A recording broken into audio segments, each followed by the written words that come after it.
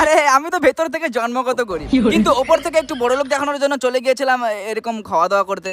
সকালবেলা মা খেতে দেয়নি, তাই আমি নিজেই বিলাতি পেঁয়াজ দিয়ে হালকা করে বিরিয়ানি তৈরি করেছিলাম। হয়তো খাওয়া দাওয়া কমপ্লিট করে হালকা করে ব্রাশ করে নিলাম, দাঁতের অবস্থা দিন দিন খারাপ হয়ে যাচ্ছে। তারপরে একটু বুট ছুট লাগিয়ে বেরিয়ে পড়লাম আমার বান্ধবীকে নিয়ে। তোমরা হয়তো কেউ কেউ একটা ভিডিওতে দেখেছো আমার বান্ধবীকে সার্ভিসিং করাতে গিয়ে আমি ঘুরে এসেছিলাম। হ্যাঁ, তাই আর কি আজকে আবার চলে গেছিলাম দুর্গাপুর আমার বান্ধবীকে সার্ভিসিং করাতে। আর এরা বললো সার্ভিসিং হতে 2 থেকে 3 ঘন্টা সময় লাগবে। তাই ভাবলাম এখানে না দাঁড়িয়ে একটু ঘোরাফেরা করি। হেই ইয়ো ইয়ো, আমি তোমাদের আলামিন র্যাপার ভাই পেশাব করতে যাই। আর হ্যাঁ, এরকম র‍্যাপ করতে করতে ঢুকে গেলাম একটা মলের ভেতর। আর আমি যে জন্মগত গরিব এটা যেন কেউ বুঝতে না পারে, তাই ভাবলাম একটু বড় লোকদের মতো খাওয়া দাওয়া করবো। তাই একটা দোকানে গিয়ে বললাম আমাকে ঘুগনি মুড়ি দাও। আর এরা বলছে আল্লাহ তোগুলো হাত পা দিয়েছে, নিজে লিয়ে খেতে পারো না। হয় এই কথাটা এদের মুখ থেকে শুনলাম, ঠিক আছে, বিয়ের পর বইয়ের মুখ থেকে যেন না শুনতে হয়। এখানে ঘুগনি মুড়িতে পাওয়া যায়নি, তবে যে খাবারগুলো ছিল সেগুলোর আমি নামই জানি না ঠিক মতো।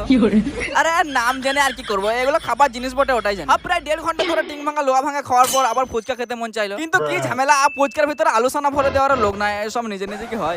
ও মাই গড, এটা আবার কি হচ্ছে?